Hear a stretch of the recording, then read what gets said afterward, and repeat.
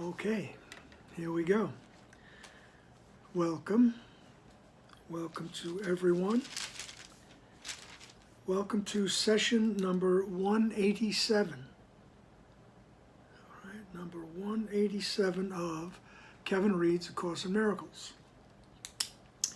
Today we are focusing on chapter 24 in the text, section 5, Roman numeral 5, one of my other favorite Roman numerals. Okay, and it is entitled, The Christ in You, on page 509 of the text. Okay. Just a thought that's coming up, random thought, that this is a study group. All right, this is, the object of the Course in Miracles is not to convert people to the cause, to the belief system. It's not like that. It's not supposed to be a church, not supposed to be a cult. Right? It's just suggesting to people that they can find their inner guide.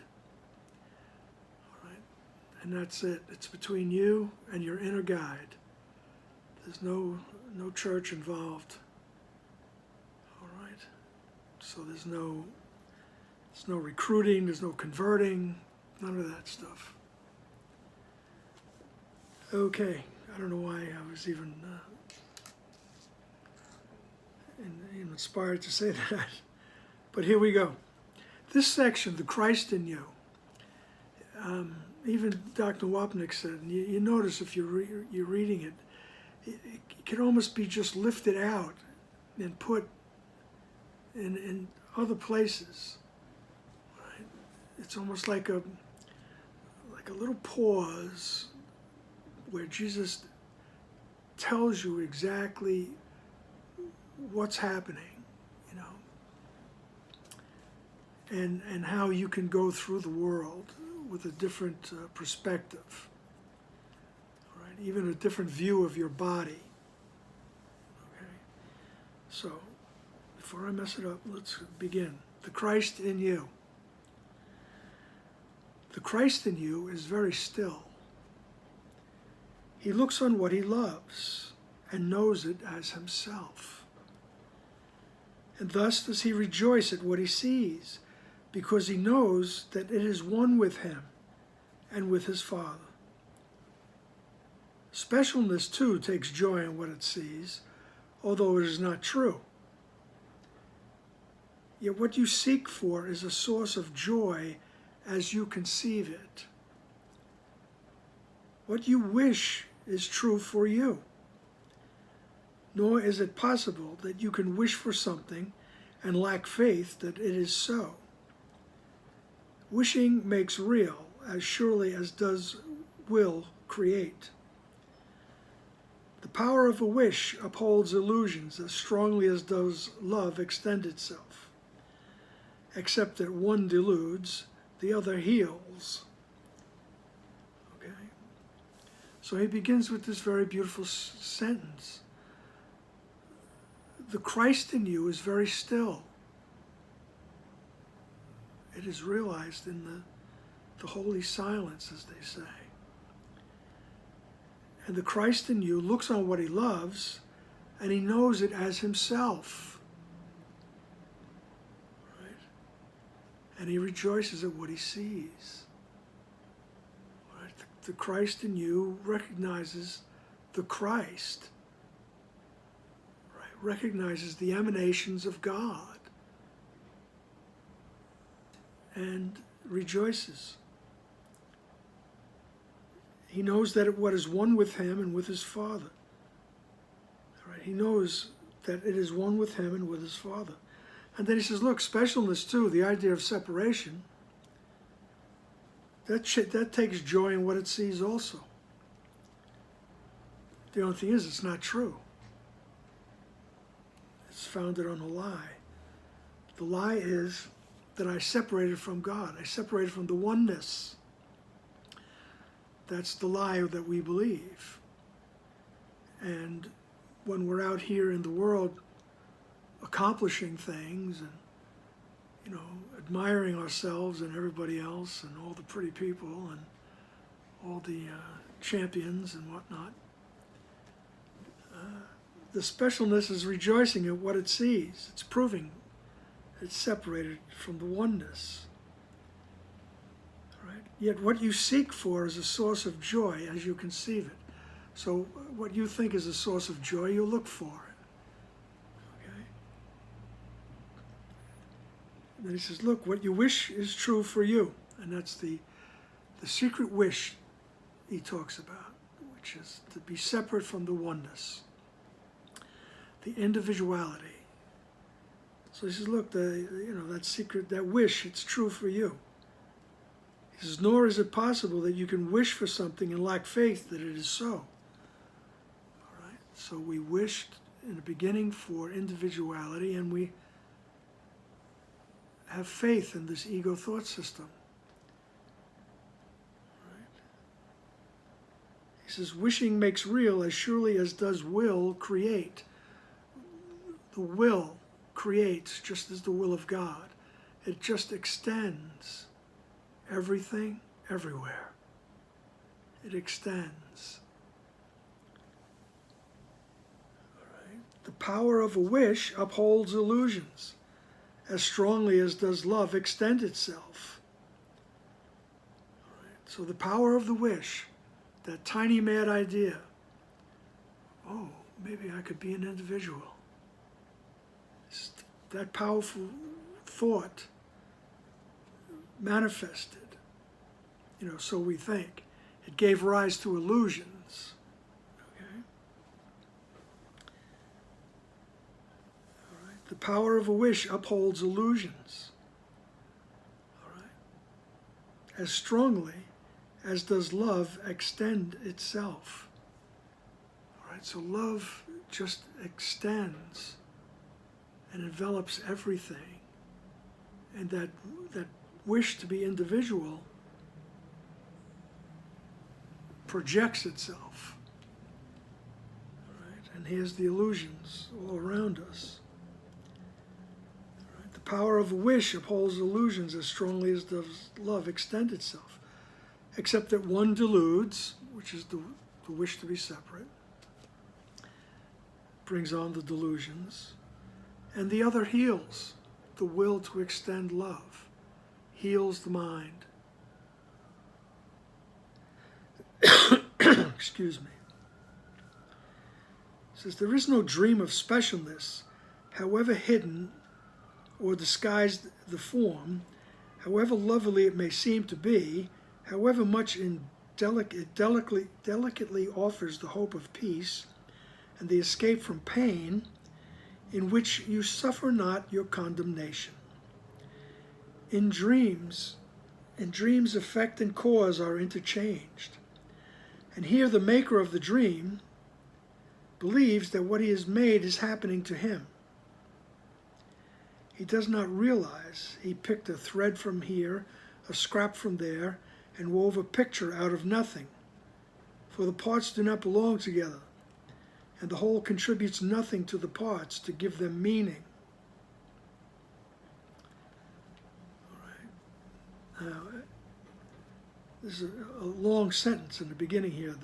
There is no dream of specialness. So what I decided to do, just to make it clearer what he's trying to say here, and just remove the poetic parentheticals, all right, for a second here.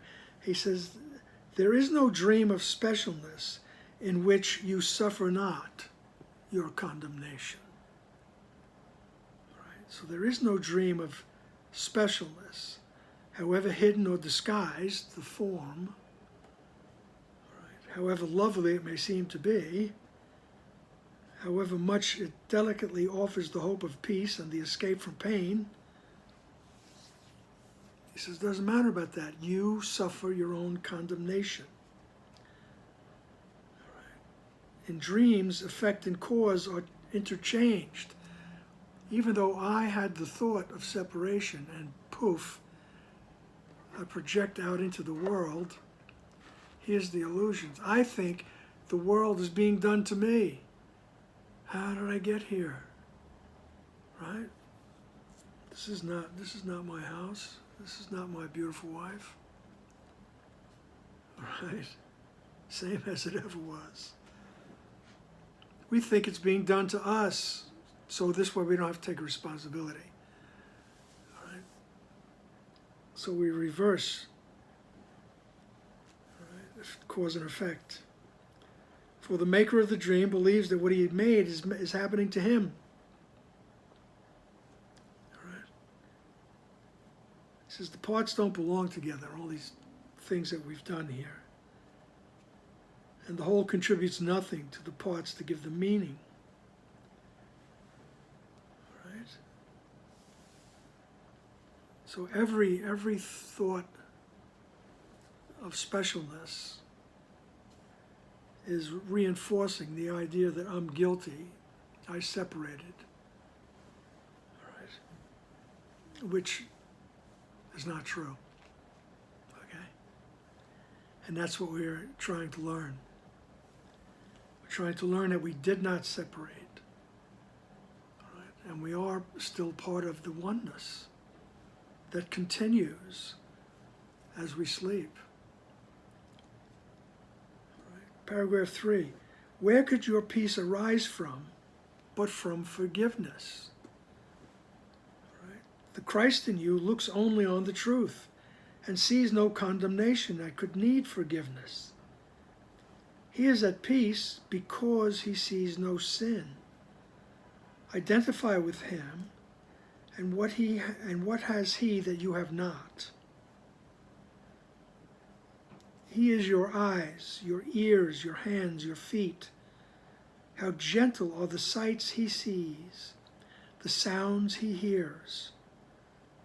How beautiful his hand that holds his brother's, and how lovingly he walks beside him, showing him what can be seen and heard, and where he will see nothing, and there is no sound to hear. Jesus is describing our experience in this world as we still believe we're in form, but we have turned our back on the ego now. And Jesus is our guide. Jesus is the Christ in us is what is manifesting. The Christ in us is what is helping us to see correctly and to hear correctly. Everything that our senses report to us is now coming through the filter of the Christ in us. All right. And the Christ in us only looks on the truth of who the other is. All right. And he is at peace because he sees no sin. Christ in us, when we're seeing through that filter, there is no sin, there is no separation. You are not separate, you're not guilty. All right. The sight of the Christ sees only love or a call for love. Right? The other is either extending love or calling for the love they think is missing. And therefore we can be compassionate because we understand that they're mistaken. Right? They're not sinners that need to be punished. And this is our eventual view of the world, the real world, so to speak. Right? So he is at peace because he sees no sin. And this is what he means by, where could your peace arise from, but from forgiveness. All right? And the forgiveness sees the innocence. It doesn't see the sin. It sees the innocence in that form. As I say, it's either love or a call for love. All right? And that's where your peace of mind arises from.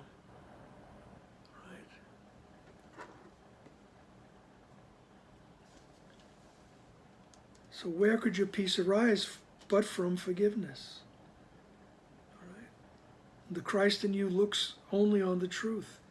He's at peace because he sees no sin. So, Jesus suggests, identify with him. Identify with him, and what he has, you have. Right? What has he that you have not? Right? Identify with him. And then he is your eyes, your ears, your hands, and your feet. Right? And how gentle the sights he sees and the sounds he hears.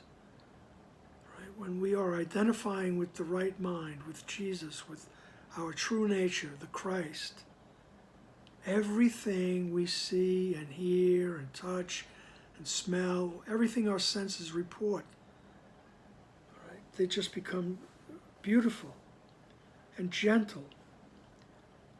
Gentle are the sights he sees and the sounds he hears. And he says, how beautiful his hand that holds his brothers, and how lovingly he walks beside them. Or he walks beside him, showing him what can be seen and heard, and where he will see nothing and there is no sound to hear.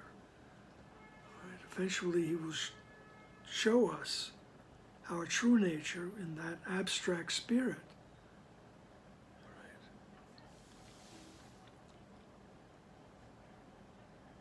It's a process. Paragraph 4.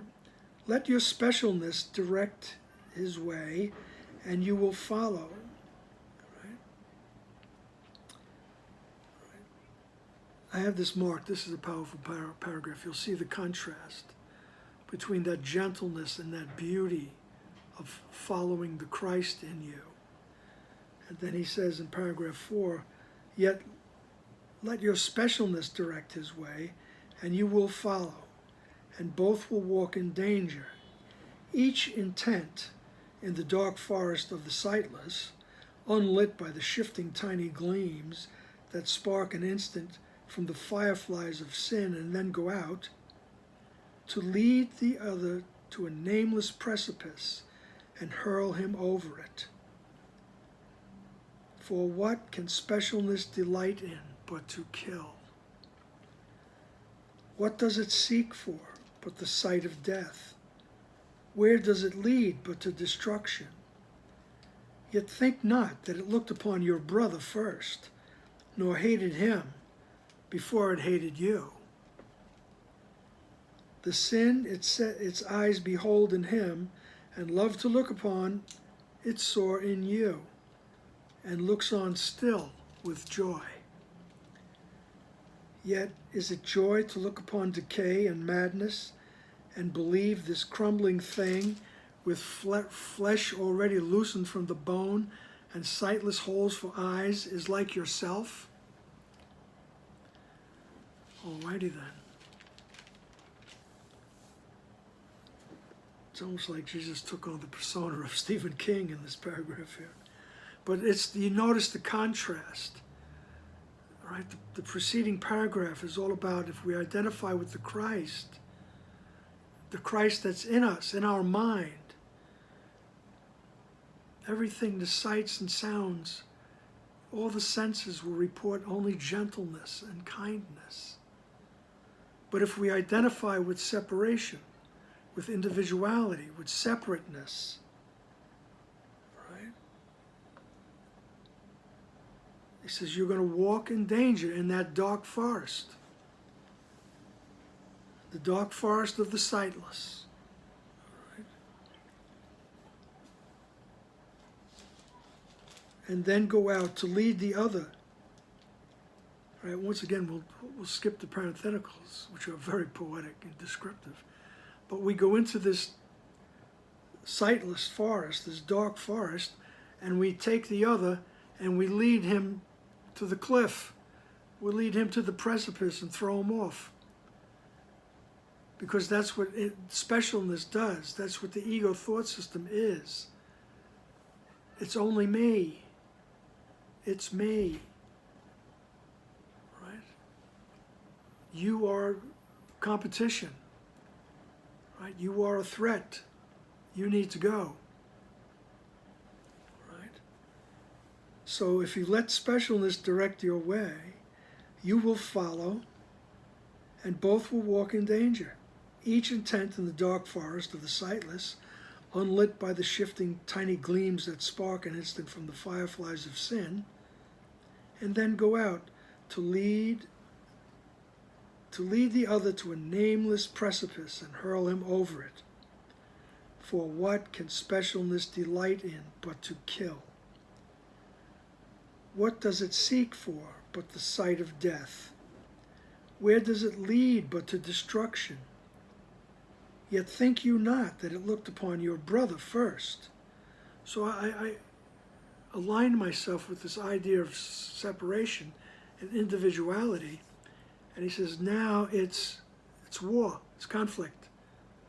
And I'm at war with not only my true self, but here in the illusion with everyone else. No matter how I try to dress it up. All right? All right, there's a job open. All right, there's only one spot, but there's 5 applicants. All right? I mean, that's just one thing. Just one thing. Try to get a seat on the bus. Try to get, but there are some nice people who notice my gray hair, though. But I'm saying, you know, it's like musical chairs. And this world is a very vicious game of musical chairs, believe me. All right? And that's because we align ourselves with the idea of separation, which is an illusion. All right? Keep asking your true nature, keep asking that Christ in you, symbolized by Jesus and the Holy Spirit, keep asking them to help me see correctly. Help me to see that gentleness everywhere. And it takes practice, and it's something that, I mean, after a while you realize, wow, there's something I got to do all day, every day. But soon you feel the relief, you feel the dropping away of the chains of the ego, which is that you or me system. It's one or the other. All right? And the only reason I'd make a pact with you is to get the other guy. And then I have to be careful of you. You know, it's total conflict. And you'll walk in danger in that dark forest of the sightless. It's so poetic. Right? The dark forest of the sightless, unlit but by the shifting tiny gleams that spark an instant from the fireflies of sin. It's very cool. All right? For what does specialness delight in but to kill? All right? The individuality was based on killing.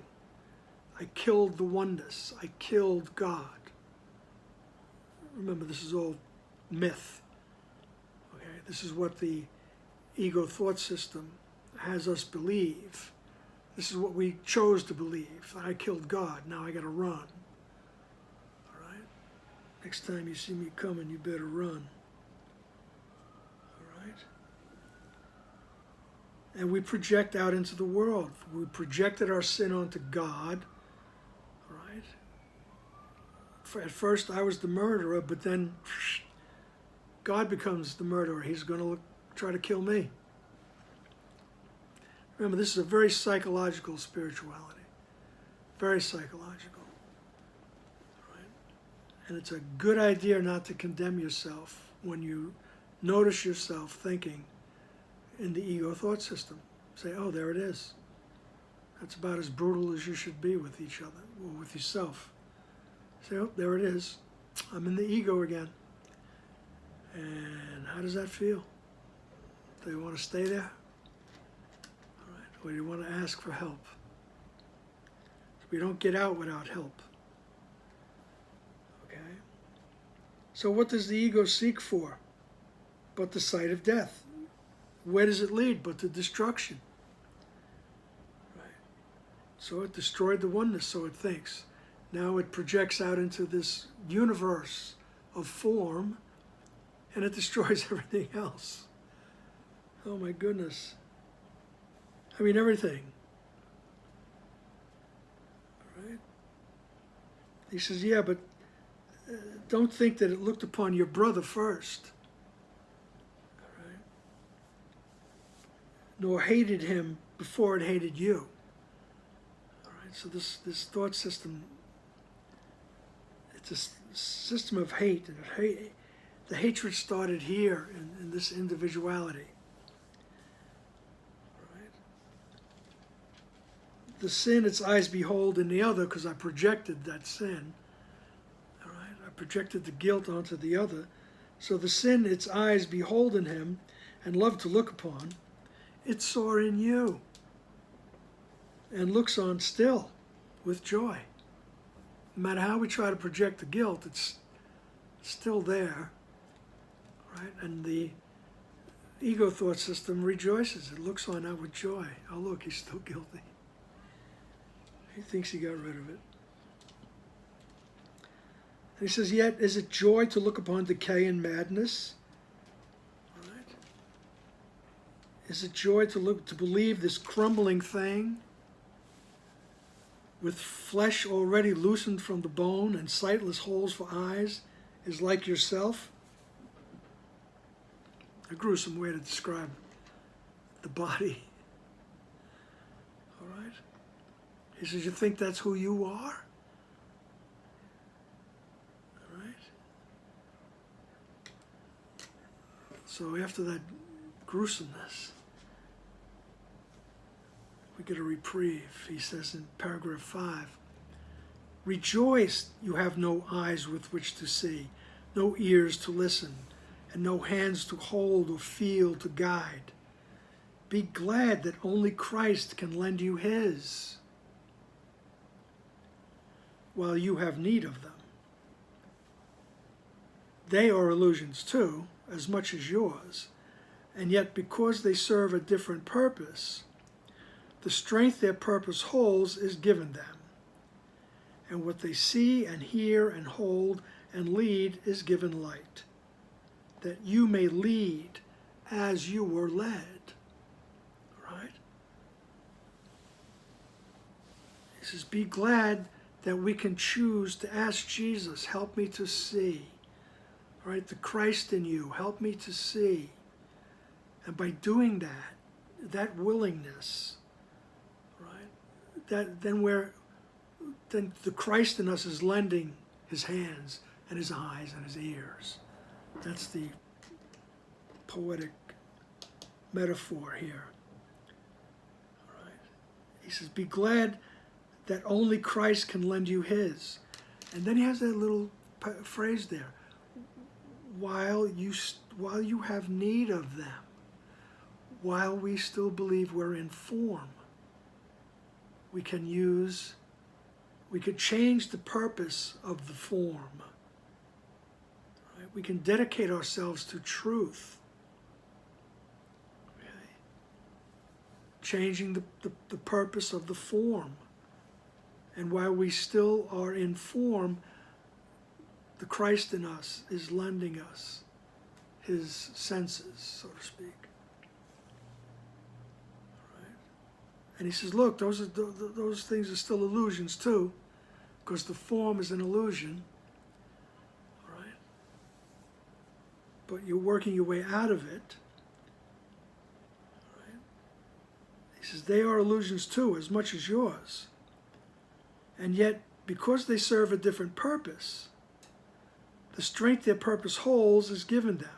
So now, the purpose of my form has been changed to that discovery of the truth. And not only finding it, but extending it. Okay? And that's what he says in the next sentence. He says, and what they see and hear and hold and lead is given light. So Everywhere I look, every interaction I have is given light. And he says, and that's because, that's just so you may lead others to the truth. You may lead others to the truth as you were led. As Jesus is leading us to truth. The truth will come through you. Now you don't have to be a preacher, all right? You don't have to make converts, as I was saying before. None of that. None of that. You just live your life and you show up wherever you show up. All right? As they say, chop wood, carry water. You go through your life, but what you're taking with you is the Christ that's in you, and it emanates from you, and it touches every mind. All right? And therefore, every mind is being led as you were led. Okay, it's a wonderful section. All right. And then he says in paragraph 6, once again, the Christ in you is very still. He knows where you are going, and he leads you in there in gentleness and blessing all the way. His love for God replaces all the fear you thought you saw within yourself. His holiness shows you himself in him whose hand you hold and whom you led to him. And what you see is like yourself. Okay. For what but Christ is there to see and hear and love and follow home? He looked upon you first, but recognized that you were not complete. And so he sought for your completion in each living thing that he beholds and loves, and seeks it still, that each might offer you the love of God. All right? His love for God replaces all the fear. And what you see is like yourself. You no longer see the separation. Right? Because we're in form, we will see differences. And as Dr. Wapnick liked to say, and the differences will make no difference. We'll all realize that we are in form, right? But we're all the same. We are the same. We're part of the oneness, right?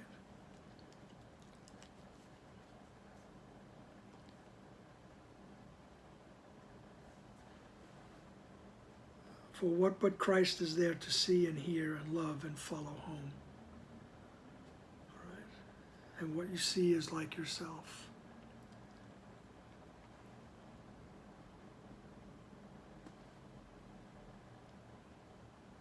And Christ is there to give us, the Christ in us is there to give us that helping hand, right? The Christ in us sees our innocence, knows our innocence, right? In other words, we actually know our own innocence.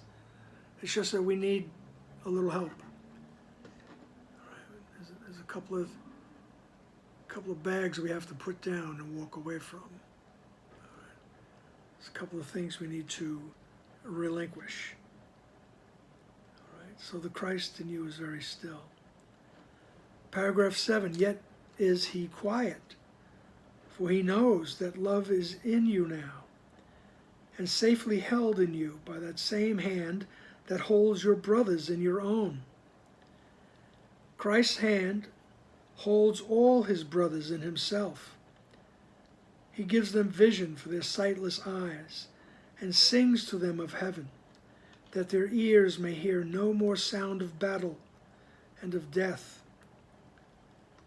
He reaches through them, holding out his hand, that everyone may bless all living things and see their holiness. And he rejoices that these sights are yours. to look upon with him and share his joy. His perfect lack of specialness he offers you, that you may save all living things from death, receiving from each one the gift of life that your forgiveness offers to yourself. The sight of Christ is all there is to see. The song of Christ is all there is to hear. The hand of Christ is all there is to hold. There is no journey but to walk with him.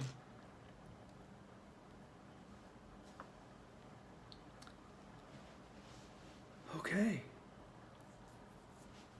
And the Christ in you is quiet. Right? He knows that love is in you. Right? And safely held in you by the same hand that holds your brothers in your own.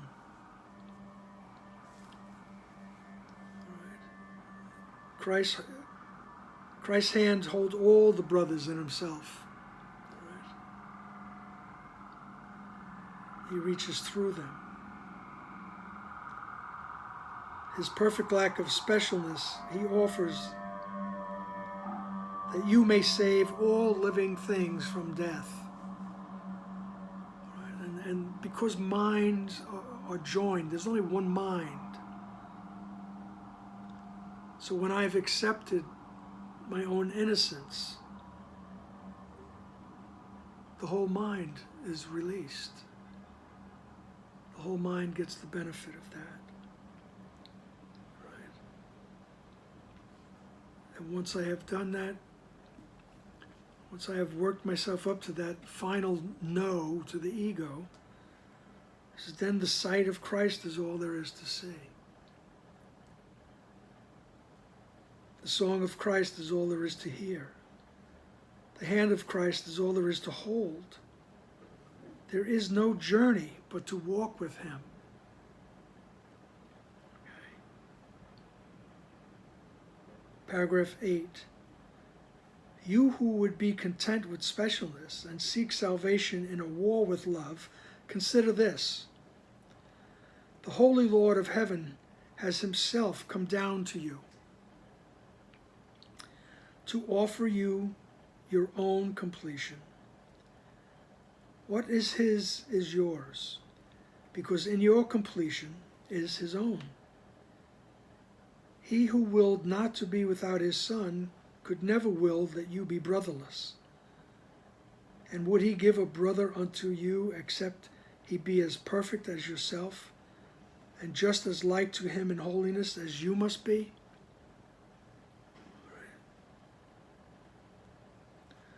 So he says, you who want to be special and individual, he says, think about it. Consider this. The Holy Lord of heaven himself, right, is come down to you to offer you completion. Right? We walk in this world, we feel incomplete. And if you don't, you stop for a second and check yourself. Check yourself out. Do some, moral inventory, and you'll see. You feel that you're complete. You have to get this. Then I'll be complete. Then I'll feel happy. Then I'll feel safe. Then I'll feel the pleasure that I need. I have to get these things. All right, but he's saying, look, the Lord of heaven himself is coming down to help you with your completion, to let you know that your completion lies in remembering who you are. Right? And one of the aids he gives us is other people. All right? The others. All right? And he says, would he do that if they weren't perfect? All right? And he's not talking about form, he's talking about their spirit, past the form. Their abstract self is perfect, and it's the same as mine. All right? That's what he's asking us. Be willing to see that, and I will help you. All right?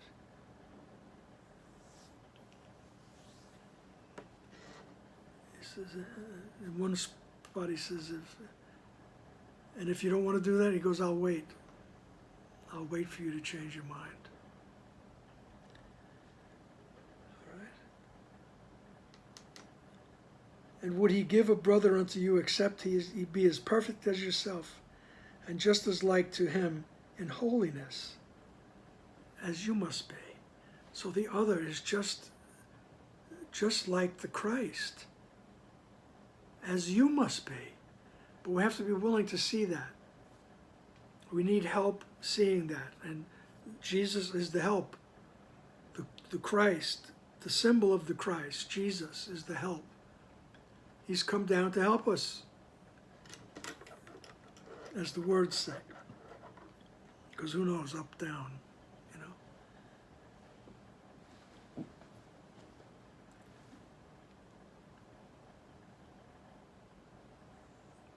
I'm smiling only because I lived most of my life in Queens County in New York. And, you know, as a kid, you grow up, you learn, hey, where's he? He's down the block. He's down the block, he's up the block. All right? It confuses my wife. She's a Manhattanite. She lived in Manhattan all her life. She always says, I don't know what you're talking about, down the block. You know, down there. I'm going down. You know, I'm going down to the store. She goes, where is that? All right, just a little comic relief there. Well, very little comic, I guess. So paragraph 9. All right.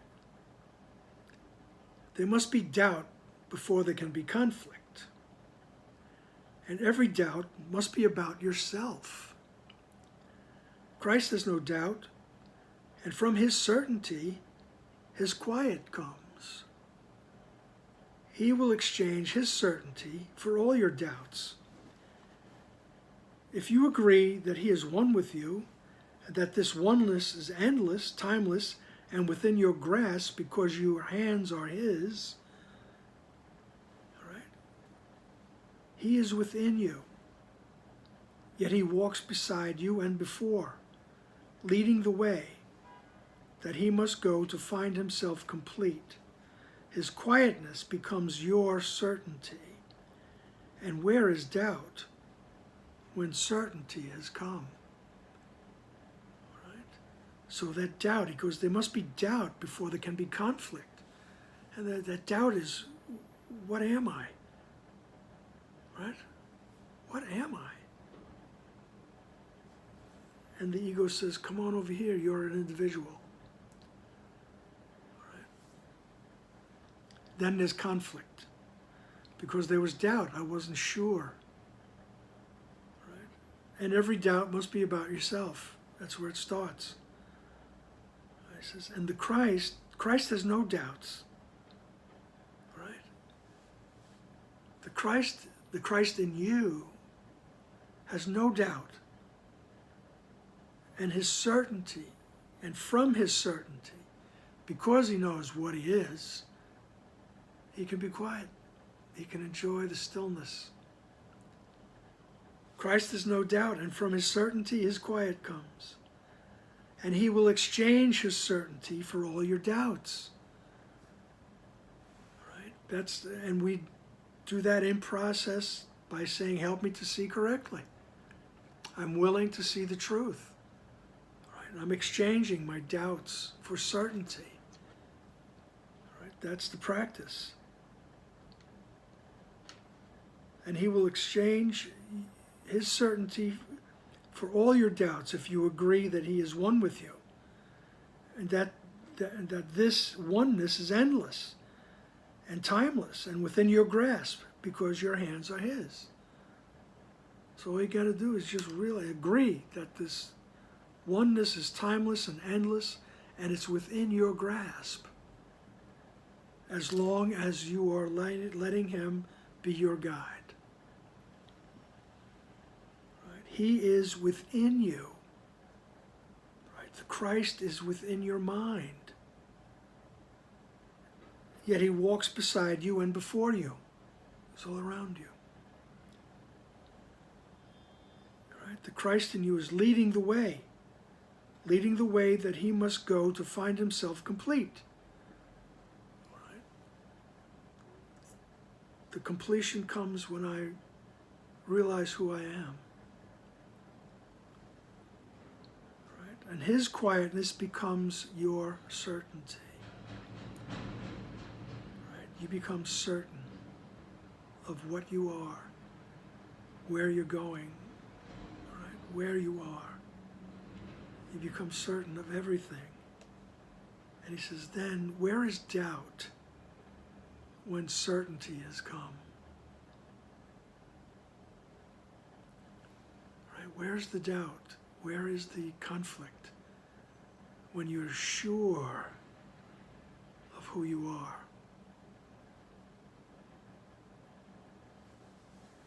All right.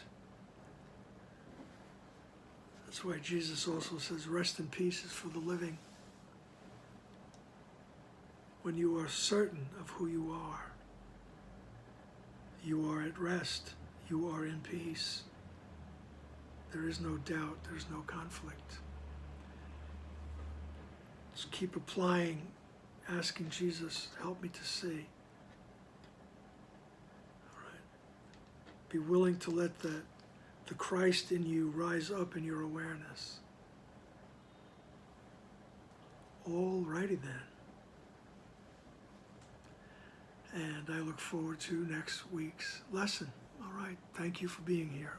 Appreciate it.